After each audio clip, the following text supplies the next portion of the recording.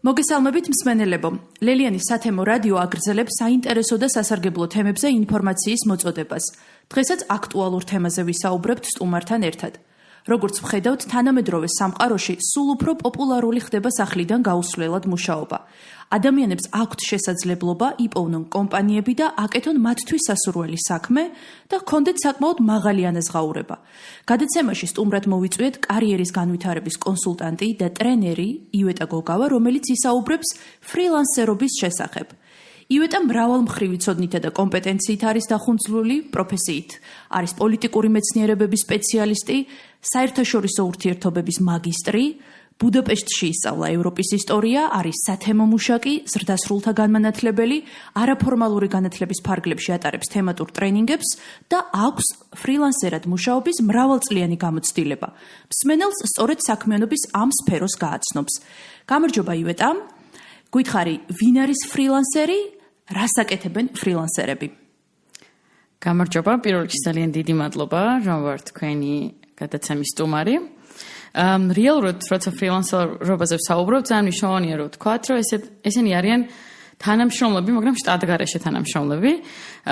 ბუნებრივად აქირავებული არიან სხვადასხვა კომპანიის მიერ და შეიძლება მუშაობდნენ რამდენიმე კომპანიისთვის. ამიტომ მათი საქმიანობა შეიძლება არ შემოიფარგლებოდეს ერთ კონკრეტულ კომპანიაში მუშაობით, არამედ რამდენიმე სხვადასხვა და შეიძლება სფეროებიც იყოს განსხვავებული, მაგალითად იყოს ციფრული სფეროების მიმართულებით და იყოს მაგალითად დიზაინის მიმართულებით, მაგრამ ასევე შეიძლება იყოს, თქვათ, პროექტის მენეჯმენტში, შეიძლება იყოს ტრენინგების და თქვათ განათლების მიმართულებით და მე პრინციპში მაგ ფრილანსერობის ნაწილში ვარ, სადაც რამდენიმე სხვადასხვა მიმართულება მაქვს, მათ შორის თქვათ განათლება, პროექტის მენეჯმენტი, კვლევა და ყველა ამ მიმართულებაში ვცდილობ, ესე თქვათ, სხვადასხვა ორგანიზაციასთან თანამშრომლობას.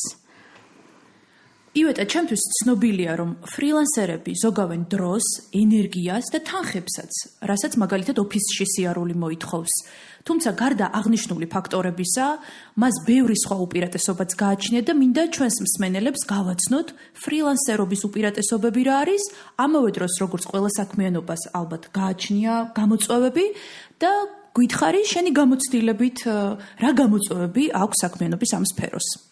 დაგეთანხმები იმაში, რომ ფრილანსერები ნამდვილად ზოგავენ დროს და ენერგიას, განსაკუთრებით სამსახურში სიარულის ნაწილში და პანდემიის შემდგომ კიდე კარგად გამოჩნდა ის, რომ ადამიანებს შეუძლიათ იმ ძირითადი საქმის სახლიდან კეთება, რომელსაც, თქვათ, მაინც ოფისში სიარული არ ჭირდება და ესეთი საქმიანობა შეიძლება იყოს ძალიან ბევრი, მათ შორის მენეჯმენტთან დაკავშირებული საქმიანობები. არის საქმიანობები, რომელსაც ჭირდება ოფისში ყოფნა, გამომდინარე იქიდან, რომ ტექნიკა ჭირდება მაგალითად და მათ შორის შეიძლება იყოს პროგრამირების მიმართულებით მომუშავე ადამიანებისთვის, არ იყოს კომფორტული, იმიტომ რომ მათ სახლში არ ქონდათ მსგავსი ტექნიკა, თქვათ, ორი ეკრანი ამ შემთხვევაში. თუმცა ძირითადი საქმიანობები შეიძლება, თქვათ, ძალიან მარტივად საოფისე საქმიანობა რაც არის, გადავიდეს სრულად ესე თქვათ, სახლიდან მუშაობაზე და ზუსტად ამიტომ ადამიანებს აქვთ თავისუფალი გრაფიკი და ეს არის ერთგვარად თავარი უპირატესობა. თავისუფალ გრაფიკში ბუნებრივია არ იგულისხმება ის, რომ ეს ადამიანები დღის განმავლობაში არ მუშაობენ, იგულისხმება ის, რომ თავად გეგმავენ ამ გრაფიკს და შეიძლება რომ თუ ნებისმიერი სხვა მომუშავე, რომელიც კომპანიაში მუშაობს 9-დან 6-მდე უნდა იყოს, ან 10-დან 7-მდე რომელიმე სამსახურში, შეუძლია თქვათ ფრილანსერს დღის პირველ ნახევარში ძირითადი საქმე მოითხოვოს, მერე თქვათ წავიდეს URG-შოს, დაბრუნდეს და გააგრძელოს საქმიანობა და მას ესე კონკრეტულად არავინ არ უზღუდავს გადაადგილებას თუ თავისი ცხოვრების დაგეგმას. და ძალიან მნიშვნელოვანი ნაწილი აქ არის ის, რომ მიუხედავად იმისა, რომ ხშირად ბევრ სამსახურში მუშაობს ფრილანსერი, მაინც რჩება ყველა სამსახურისთვის დრო და დამატებითი დრო თავისთვის დაგეგმოს და თუნდაც გაატაროს თავის მეგობრებთან ან ნებისმიერ, ესე ვთქვათ, ნებისმიერად ისე, როგორც მას უნდა რომ დაგეგმოს, რაც ხშირად 9-დან 6-მდე ან 10-დან 7-მდე მომუშავე ადამიანებს ნაკლებად აქვთ. მეორე ამბავი არის ანაზღაურება, მაღალი ანაზღაურება. რეალურად დამოკიდებული არის მისი ანაზღაურება მის მუშაობაზე. აქედან გამომდინარე, ფრილანსერი მაქსიმალურ საკეთებს იმისთვის, რომ უფრო და მეტი შეკვეთა აიღოს და ეს შეკვეთა იყოს ხარისხიანი, კარგი და შემდგომ წლებში, თქვათ, მისი შეკვეთის ხარისხიდან და თქვათ, ფასიდან გამომდინარე გაიზარდოს მისი შემოსავალიც. ამიტომ ძირითადად ფრილანსერებს მაღალი ანაზღაურება აქვს მინიმუმ იმასთან შედარებით, ვიდრე შეიძლება კონდეთ ჩვეულებრივ სამსახურში მუშაობის დროს თვეში. თავისუფლების შეგრძნება ის რომ თქვათ კონკრეტულ დროში რეგულირდება საქმიანობა, მაგალითად იცი რომ დედლაინი გაქვს თქვათ თვის ბოლოს იმ დედლაინისთვის მუშაობ ძირითადად და შენ თვითონ ანაწილებ დროს როგორც გინდა და შესაბამისად ყოველდღიურად ამისთვის მცირე რაღაცის კეთება შეიძლება გიწევდეს, მაგრამ ხვალ და ესე ვთქვათ გუშინ არ არის რაღაცა გასაკეთებელი, რაც ხშირად ხდება ხოლმე, ვთქვათ ისეთ ორგანიზაციებში, სადაც ძალიან ბევრი საქმე და ძალიან ბევრი თანამშრომელია, ასევე ესეც მნიშვნელოვანი ნაწილია და ყველაზე კარგი ალბათ თავისუფლების შეგრძნებაში არის ის, რომ საქმესთან არ გაქვს ძლიერი ემოციური მიჯაჭვულობა, როგორც შეიძლება ვთქვათ სრულ განაკვეთს დასაქმებულ ადამიანს შეიძლება კონდეს. ასევე ძალიან მნიშვნელოვანია ის, რომ დისტანციური მომსახურება, როდესაც ხდება, შენ შეგიძლია როგორც სახლიდან, ასევე სხვა სივრციდან ჩაერთო, შეგიძლია მოგზაურობა, პარალელურად მუშაობა და ესეც რაღაცნაირად სასიამოვნო, რომ გარემოს შეცვლა მუდმივად შეგიძლია. რა ვთქვათ, მუდმივად არც ოფისში ხარ, არც სახლში, შეიძლება ვთქვათ, კაფიდან მუშაობდე, თუ იცი რომ ბევრი შეხვედრა გაქვს, შეიძლება რაღაც სხვადასხვა სივრცეებიდან მუშაობდე. ან შენთვის მოძებნო რაღაცა ესეთი ადგილი, რომელიც ასევე კომფორტული იქნება სამუშაოდ და ესეც მნიშვნელოვანი ნაწილია თქვათ დისტანციური მუშაობის და ბოლოს ყველაზე მთავარი რაც ალბათ უპირატესობის ნაწილში არის, ბევრ ადამიანს მათ შორის კარიერული განვითარების მიმართულებით მუშაობის დროს უთქვამს, რომ ძალიან უნდა რომ თავის ბიზნესი ჰქონდეთ და ფაქტობრივად ფრილანსერობა არის ამ ბიზნესისკენ გადადგმული ნაბიჯი, რომ შენ იცი შენი თავის მართვა, შენი დროის მართვა და რესურსების მართვა აქედან გამომდინარე ძალიან მარტივია, რომ შემდგომში, როდესაც იფიქრებ უკვე ბიზნესზე, ეს რაღაცები დაგეხმაროს, როგორც სხვა ადამიანების დაქირავებაში, ასევე შენი შრომის წარმართვაში. ხო, გამოწვევებს რაც შეეხება, ესეც ძალიან მნიშვნელოვანი ნაწილია, იმიტომ რომ ხშირად რაც აშინებთ ადამიანებს, რომ ნაბიჯი გადადგან ფრილანსერობისკენ არის არასტაბილურობის შეგრძნება, იმიტომ რომ ერთნაირი შემოსავალი, რაც მაგალითად სრულ განაკვეთზე მუშაობის შემთხვევაში აქ ადამიანს რაღაც ყოველთვიურად ერთი და იგივე ხელფასი ესე არ არის. შეიძლება რომ ხელფასი რამდენჯერმე ჯაგერიცხოს თვეში და შეიძლება რამდენიმე თვე არ იყოს თქვა ამ ხელფასის მუდმივობის განცდა არ აქვს და არასტაბილურობის განცდა ზუსტად ამიტოა. თუმცა ეს დაგეგმვასთან არის მიბმული და თუ გრძნობთ თავს არასტაბილურად, საწყის ეტაპზე შეიძლება ეს იყოს არასტაბილური, მაგრამ მერე უკვე მეტნაკლებად ლაგდება და რაღაცა ტიპის ანაზღაურება ყოველთვიურად, ესე ვთქვათ, საშუალო ანაზღაურება ყოველთვის ისეთი გამოდის, რომ ადამიანი კმაყოფილია და შედარებით მეტი, ესე ვთქვათ, კმაყოფილება აქვს თავისი შრომით, იმიტომ რომ იცის, რომ მასზეა ყველაფერი დამოკიდებული, ვიდრე ვთქვათ, სრულ განაკვეთზე მუშაობის შემთხვევაში. დროის უკმარისობა არის გამოწვევა ხოლმე, იმიტომ რომ ხანდახან არის, რომ ძალიან ბევრი საქმეა ერთობლივად და განსაკუთრებით, როდესაც თუნდაც დამკვეთის მხრიდან რაღაც საბოლოოადის გადაწევის ნაწილია ან თავად ფრილანსერის მხრიდან შეიძლება რაღაც საქმეები ერთმანეთს ესე ვთქვათ დაეჯახოს და ამიტომ დროის უკმარისობა და ის რომ ზეგანაკვეთურად შეიძლება შრომა მოუწიოს არის ესე ვთქვათ თამდავი პროცესი და გამოწვევა საწყის ეტაპზე განსაკუთრებით იმიტომ რომ რაღაცნაირად ერთგვარად ბაზარზე შევიდეს როგორც ფრილანსერი და ვთქვათ პროფესიონალი ადამიანი. თუმცა ამისი მეორე მხარე ის არის, რომ თუ ხარისხიანად აკეთებს საქმეს და პროფესიონალურად, შედარებით უფრო მარტივია შემდგომი ნაბიჯების გადადგმა და შემდგომ შეიძლება იმ ამდენი საქმე ერთიანად არ ქონდეს. ან ქონდეს რამდენიმე თვე, რომელშიც თქვათ შეძლებს ბევრად უფრო მარტივად დასვენებას, გასვლას, ასე ვთქვათ, გადატვირთვას, რასაც 24 დღიანი ესე ვთქვათ შვებულების დღეებში ადამიანები ვერ ახერხებენ და ფრილანსერებს ხანდახან გაცილებით რომ მეტი შვებულების დღე აქვს და ამისთვის კონკრეტული მიმართვა არავის სჭირდებათ საკუთარ თავის გარდა.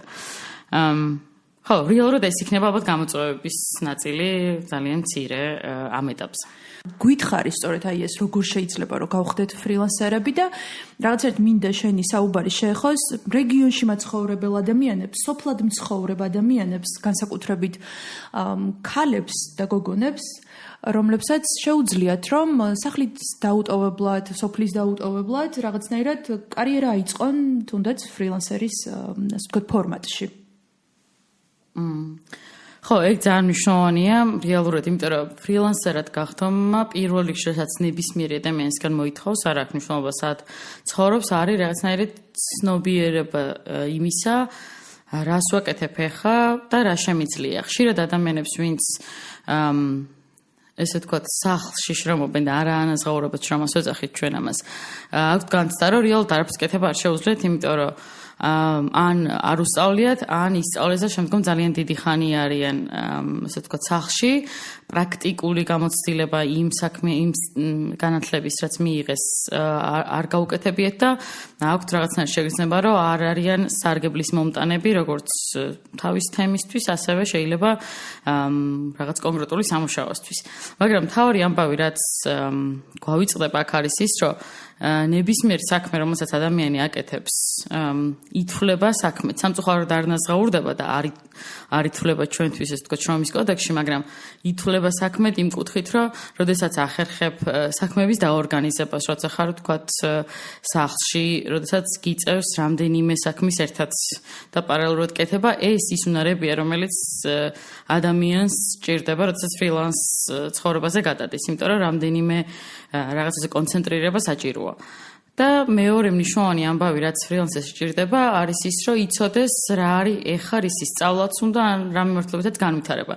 იმიტომ რომ შეიძლება გამოხვიდე ამ ესე ვთქვათ შრომის ბაზარზე და აღმოაჩინო, რომ ძალიან ბევრი რაღაც იცი, ძალიან დიდი ხანი იმუშავე, ესე ვთქვათ დაქირავებულ შრომაში და ძალიან კარგ სამსახურებში, მაგრამ რეალურად ესე არავისთვის არ შეთავაზება არ შეგიძლია.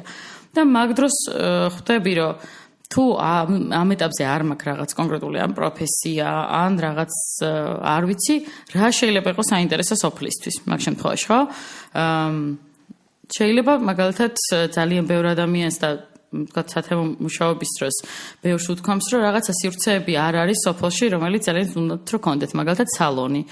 და შეიძლება ამ მიმართულებით დაიწყოს ფიქრი ადამიანმა, რომ აი ვისწავლიდი მაგალითად ეპილაციას ვისწავლი, ვთქვათ გელ-ლაქის გაკეთებას ვისწავლი, ვთქვათ თმების გაკეთებას და ასევე ვიზაჟს და სხვადასხვა საქმიანობას, რომელიც აუცილებლად მნიშვნელოვანი იქნება სოფელში, იმიტომ რომ ადამიანები როგორც ქალაქში, შეიძლება არა იმ ინტენსივობით დადიან სხვადასხვა შეხვედრებზე, დღესასწაულობენ ერთად და მათაც სჭირდებათ ამისი რაღაცნაირად დაგეგმვა.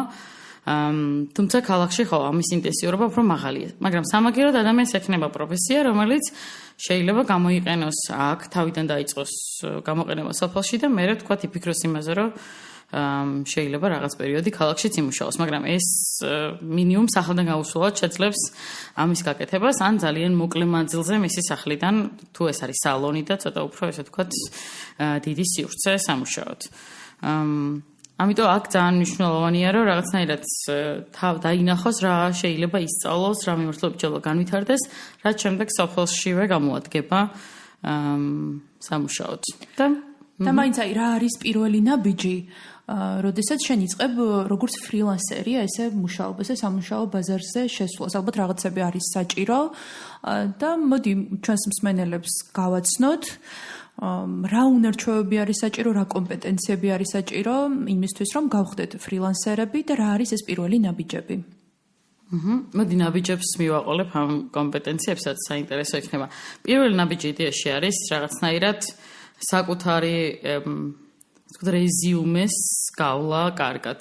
მათ შორის, როდესაც ფიქრდებით იმაზე, რომ რა ტიპის გამოცდილებები გვაქვს ცხოვრებაში და რაღაცნაირად დანახვა იმისი, რომ რა ძლიერი მხარეები მაქვს როგორც ადამიანს, რა სუსტი მხარეები მაქვს, რომლის გაუმჯობესებაც მინდა, რა შეიძლება განვიხილო შემდგომ შესაძლებლობად გარემოში, რაც უკვე არსებობს, ან რამე საფრთხეები თუ არსებობს გარემოში, რომლის გამოც მე მაგალითად ნაკლებად შევძლებდი მუშაობას, ხო? რაღაცა ტიპის თემში შეიძლება ქალების საქმიანობა შემოფარგლული იყოს მხოლოდ მაგალითად მასწავლებლობით და მომსახურების სფეროში ეს მარტივად ვერ იმუშაოს, ხო? ამიტომ ესეც გასათვალისწინებელია, რომ შეიძლება იცოდე, რომ მე შეიძლება კომპიუტერიც ვისწავლო თქო უსაფრთხოებაც და ბევრი სხვა საინტერესო თემა, რომელიც მე თვითონ მაინტერესებს, მაგრამ მე თუ იმ კონკრეტულ ქალაქში ვცხოვრობ, სადაც არ ითვლება, რომ არ სოფელში, არ ითვლება, რომ ქალი სხვა საქმიანობას უნდა აკეთებდეს ეს გარდა მასწავლებლობისა, შეიძლება ვერ გამოვიყენო ეს ცოდნა და ესეც არის რაღაცნაირად კონტექსტის აღქმაში მნიშვნელოვანი, რომ აღვიქვა სად ვარ, თუმცა თუ ისეთ სამუშაოს ვასრულებ, რომელიც კომპიუტერთანაა დაკავშირებული და მაინდა-მაინც ამას საჯაროდ ვერავინ ვერ ხედავს, შეიძლება რომ ასევე პარალელურად სხვა რაღაცებსაც ვაკეთებდე, ხო? ანუ გულისხმობ ძალიან კონსერვატორულ, ესე ვთქვათ, თემებს, სადაც ქალებისთვის რაღაც საქმიანობები დამატებით არის შეზღუდული და შეიძლება არ იყოს მისთვისაც სასიამოვნო ამ იმ სფეროში ყოფნა, რომ რაღაც მასწავლებლობის და თქვა ბაღის მასწავლებლობის ან სკოლის მასწავლებლობის გარდა რაღაცა ბევრი შესაძლებლობა არ ქონდეს. ამიტომ პირველი რაც არის მნიშვნელოვანი, რომ ერთი რომ კონტექსტი ვიცოდე იქ რა ხდება და მეორე ვიცოდე მე რა შემიძლია, როგორც ადამიანს და თქვა რა ძლიერი მხარეები მაქვს. ამისთვის იდეაში ამას ვეძახით რაღაცნაირად თვითცნობიერებას, რაღაც გაცნობიერება და რეფლექსია იმისი, რომ რა გამოვიარე აქამდე და რა გამოცდილება დავაგროვე ცხოვრებაში. მეორე ნაბიჯი არის, რომ დავინახო იმ კონტექსტში, რაშიც ესე ვთქვათ, ვაპირებ საქმიანობის განხორციელებას, რა მჭირდება. და აქაც რაღაცნაირად შრომის ბაზრის კვლევასავით გამოდის, რომ ვიცოდე რა ტიპის საქმიანობები იქნება საინტერესო. თუ ვიცი, რომ მასწავლებელი უნდა ვიყო კონკრეტულად, ან რაღაც მომსახურების სფეროში უნდა ვიყო, რა ტიპის მომსახურების სფეროებია, ხო? მაგალითად კაზინოს ან რაღაცა გემბლინგის მიმართულებით ვერ ვიმუშავებ, იმიტომ რომ შეიძლება ფიზიკურად არ არის ესეთი სივრცე. ამიტომ ვიცი, რომ ეს მომსახურების სფეროები შეიძლება იყოს კაფე, შეიძლება იყოს ლუდის ბარი, შეიძლება იყოს სალონი და ასე შემდეგ და ესეც ვიცი, სად მაქვს, ესე ვთქვათ, რა შესაძლებლობები არსებობს გარემოში და მე უკვე ამ რაღაცნაირი ესე ვთქვათ რეფლექსიის შედეგად და ასევე იმის გაცნობიერების შედეგად, რომ მოკვლევის შედეგად შრომის ბაზაზე რა ხდება, ვიწყებ იმასე ფიქრს, მე რა მჭირდება ამისთვის, იმიტომ რომ შეიძლება მანამდეც მისწავლია რაღაც კონკრეტული მიმართულება, მაგრამ რაღაცები არ ვიცი და შეიძლება ვისწავლო და დავიწყო მე შესაბამისად მუშაობა ამ მიმართულებით და ესეც ძალიან მნიშვნელოვანია, რომ ქალი ამ დროს ფაქტობრივად თავის შესაძლებლობებს, უნარებს უსადაგებს იმ გარემოს და რაღაცნაირად დამოუკიდებელი ხდება თავისი ამ გადაწყვეტილებით და პარალელურად შეიძლება თქვათ ოჯახსაც, მის ეკონომიკურ გაძლიერებასაც ეხმარებოდეს ეს საბოლოოდ მისი ეს საქმიანობა.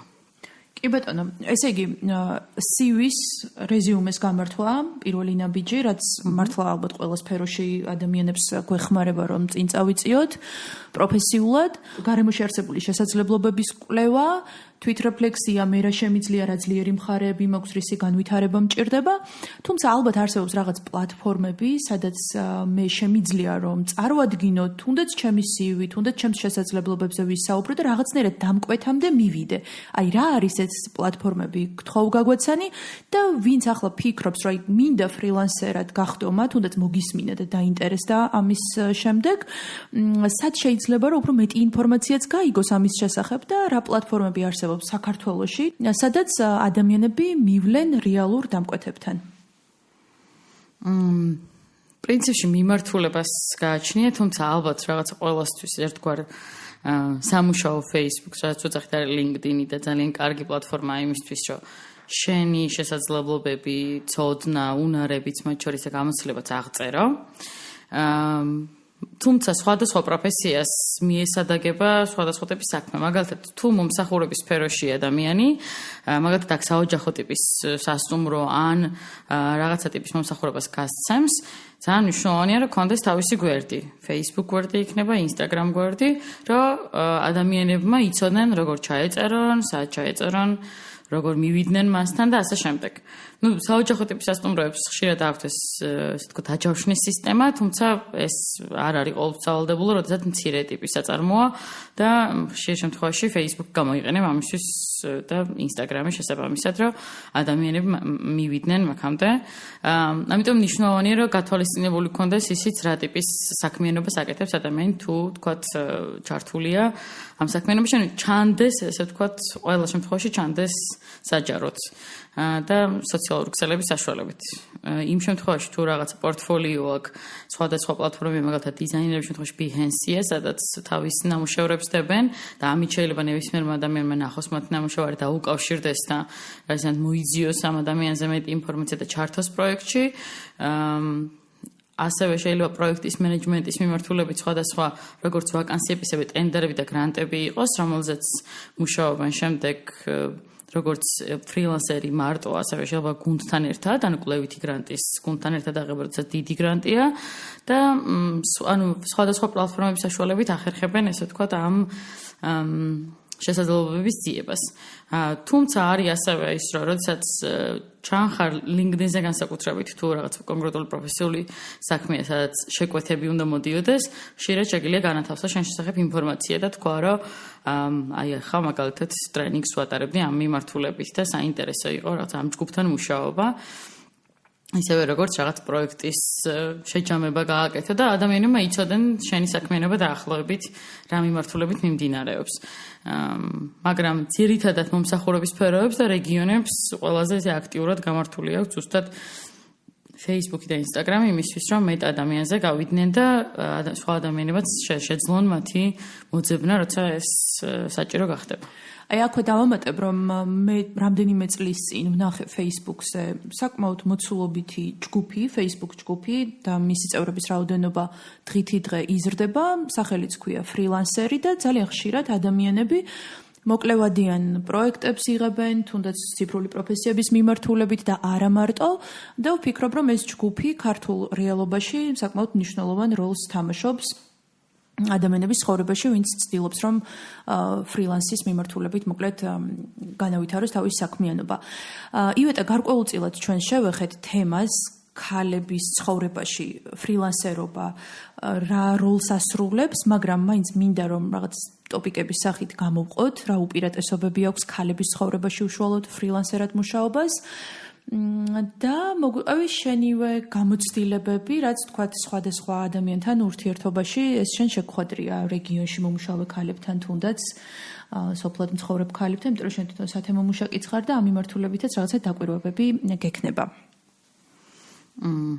მე ძალიან მიყვარს სხვათა შორის იმაზე საუბარი, რომ როცა კარიერული განვითარების მიმართულებით მუშაობა დავიწყე, პირველი ესე ვთქვათ შეიძლება თქვას კლიენტები, იყვნენ ადამიანები, რომელთაც ჭირდა რაღაცა კრიზისული პერიოდი ჰქონდათ თავიანთ კარიერულ ცხოვრებაში და ჭირდებოდათ რაღაცა ტიპის რჩევა ან რაღაც მიმართულებით წასვლა და ყოველთვის ვამბობ, რომ ადამიანებს თუნდაც კარიერის კონსულტანტთან თუ მეგობართან თუ ესეთ პროფესიონალ ადამიანთან საუბრის დროს რაც ჭირდებათ და რაც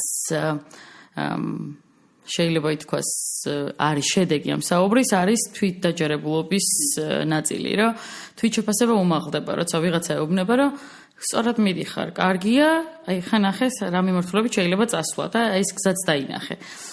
და ამიტომ ჩემს ძალიან სასიხარულოა, რომ არიან ადამიანები, რომლებიც აი პირველივე სესიის მერე ამბობენ, რომ ხო, აი ხა ხვდები რა მიმართულებით შეიძლება წავიდე და მერე უკვე იწყებენ ამის დაგეგმვას, ანუ ეს დაგეგმვის ნაწილი ძალიან მნიშვნელოვანია. ამიტომ ქალების ცხოვრებაში ალბათ რასაც გაუმჯობეს, ეს პირველ რიგში იმის დანახვა, რომ მას სახლის საქმეების და რაღაც საშინაო საქმეების მიღმაც შეუძლია რაღაც ისკეთება. და ხშირად ეს უსარგებლობი შეგრძნება, რომ რაღაცა რუტინულ საქმეს აკეთებს მუდმივად. მიუხედავად იმისა, რომ მნიშვნელოვანი საქმეა, მათ შორის შვილის გაზრდა და კიდე ბევრი რაღაცა, რომელსაც ქალი სახლში აკეთებს, ამის მიუხედავად მისი შეგრძნება, რომ რაღაცა ესეთი მნიშვნელოვანია ან გასულია გარეთ რეალიზებულია და სხვა ადამიანებივით არის ნაკლები. ამიტომ უსარგებლობის შეგრძნება რო არ ქონდეს პირველ რიგში ადამიანს ამისთვისაც ძალიან მნიშვნელოვანი რომ რაღაცნაირად იცოდეს რა შესაძლებლობებია და როგორ შეიძლება გამოიყენოს სახლიდან გაუსვლელად რაღაც კონკრეტული პროფესიით ისწავლოს და თქვა გახდეს ფრილანსერი. მეორე ალბათ იმისთვის არა კონდეს ეკონომიკური დამოუკიდებლობა, ანუ ის თანხა, რასაც ამ თავის საქმიანობით გამოიმუშავებს, დახარჯოს შესაბამისად როგორც მას მოუნდება. და ამიტომ ძალიან მნიშვნელოვანია, რომ ეს მოდეს, რომ იმ ბიუჯეტს, რასაც მანამდე შეიძლება განაგებდა, ეხა კიდე რაღაც დამატებითი შემოსავალით და შეიძლება კიდე დამატებით რაღაცები გაუჩნდეს, მათ შორის ბიზნეს იდეა გაუჩნდეს, გააფართოვოს, ან რაღაც სოფელში პატარა სალონი გახსნას, რომელზეც მანამდე არც ფიქრობდა და რაღაც სახში იღებდა კლიენტებს, ამიტომ ესეც მნიშვნელოვანი ნაწილია და მესამე ალბათ, ანუ რეალიზებული ადამიანი თვითონაც არის სხვა ადამიანების დამხმარე, ხო? მათ შორის თავის შვილების, ოჯახის წევრების, როცა შენ თვითონ გრძნობ, რომ რაღაცის კეთება შეგიძლია, მერე გაქვს იმის განცდა, რომ სხვა ადამიანებსაც სხვანაირად ეხმარები და ის ადამიანებიც გრძნობენ, რომ შენი დრო რაღაც სხვადასხვა ამბებით არის დაკავებული. ჩემთვის ძალიან მნიშვნელოვანია ეს ნაწილი და ყოველთვის ვითვალისწინებ, როცა თუნდაც კარიერულ განვითარების მიმართულებით ტრენინგს ვატარებ, ვითვალისწინებ იმ კონტექსტს, სადაც ვმუშაობ, იმიტომ რომ ვიცი რომ ადამიანებს რა რესურსები და შესაძლებლობები მათ შორის თუნდაც უფასო აქვთ თბილისში, შეიძლება არ ქონდეთ რეგიონში, მარტო იმიტომ რომ შეიძლება ინტერნეტზე ხელმისაწვდომობა არ ქონდეთ ისეთივე თანაბარი, როგორიც არის თქვა დედაქალაქში ან დიდ ქალაქებში. ამიტომ აქ მნიშვნელოვანი ამბავია, რომ თუ არსებობს სურვილი და არსებობს დროის რაღაც მონაკვეთი, იმიტომ რომ ასევე მნიშვნელოვანია იმის გათვალისწინება, რომ თქვა ქალაქებში შეიძლება ადამიანებს არ უწევდეთ დამატებით იმ საქმიანობების განხორციელება, რაც უწევთ სოფლებში ადამიანებს, სხვანაირი გრაფიკი აქვთ, რა წარმოვიდგინოთ, ხო? სხვანაირად დილით ბევრად უფრო ადრე იღვიძებენ, მაგრამ ბევრად უფრო მეტი საქმე აქვთ. და რა შეიძლება გააკეთონ იმ რაღაც თავისუფალ დროში, ესე ვთქვათ, რაც დარჩებათ. განვითარდნენ, ისწავლონ, თუ ეს დრო გამოიყენონ იმისთვის, რომ თუნდაც დაისვენონ და თავის თავს მიხედონ, ხო? ეგეც ძალიან მნიშვნელოვანი ნაწილია. ამიტომ როცა ამაზე ვსაუბრობთ, პირველი კითხვა ის არის, რომ ამ დროს რაც გაქვთ ძალიან მცირე და შეზღუდულს, რაში გამოიყენებდით და არის ბევრი ქალისგან სურვილი, მათ შორის ძალიან ცოტა ხნის წინ ვიყავი ნინო წმინდაში და ახალქალაქში, სადაც ეროვნებით სამეხ და ესე ვთქვათ, სამეხ ქალებს უტარებით ტრენინგს, ზუსტად კარიერულ განვითარებას და ისწავლეს, ესე ვთქვათ, პროგრამირება და ძალიან რამდენიმე, ესე ვთქვათ, დაამთავრა ძალიან კარგად და ეხლა ცდილობს, რომ ამ მიმართულებით კიდევ უფრო განვითარდეს. მაგრამ ეს შესაძლებლობებიც საფოში კიდევ მეტად უნდა გაჩნდეს, ეს არ უნდა იყოს რაღაც ერთჯერადი პროექტული შესაძლებლობა, იმიტომ რომ ადამიანებს ასევე ესეც მნიშვნელოვანია, რომ რაღაც კონკრეტული პროგრამის სასწავლოთ დამატებით ფინანსებიც ჭირდებათ, ამიტომ მნიშვნელოვანია, რომ თქვათ თუ გაძლიერებაზე, ქალების გაძლიერებაზე მუშაობთ, ამ მიმართულებით გაძლიერებაზეც იმუშაობთ, მათი ინფორმაციული გაძლიერების კუთხით და მათი, ესე ვთქვათ, კონკრეტულ პროფესიაში დაუფლების მიმართულებით ფინანსური მხარდაჭერის კუთხით.